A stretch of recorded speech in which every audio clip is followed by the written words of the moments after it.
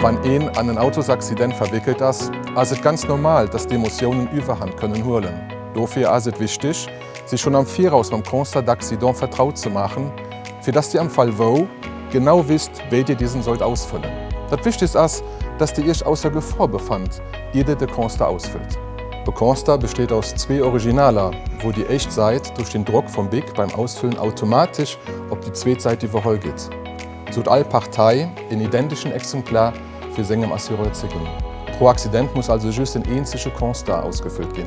Der Constat fragt allgemein Informationen zum Datum, der Platz und Dauerzeit, der Blesseierten, der Materialschied, die nicht im Auto sind, den Zeilen, dem genauen Auflauf, an den Donien von den implizierten Parteien.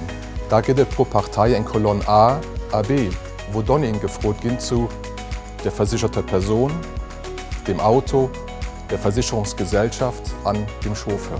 All diese Informationen sollt ihr so präzise wie möglich ausfüllen. Es ist auch egal, wem sein Donien an der Kolonne A oder B stehen. Am besten also durch ein Skizze vom Accident zu zeichnen, für den Assureur den Auflauf vom Accident zu verdeutlichen, und mit einem Pfeil Platz von der Schier zu vermerken.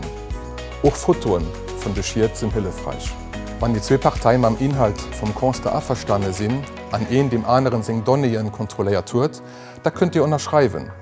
Nur der Unterschrift darf auch nicht mehr auf der ersten Seite vom Constat geändert gehen. Wenn ihr nicht mit dem d'accord seid, was drauf steht, da sollt ihr nicht unterschreiben.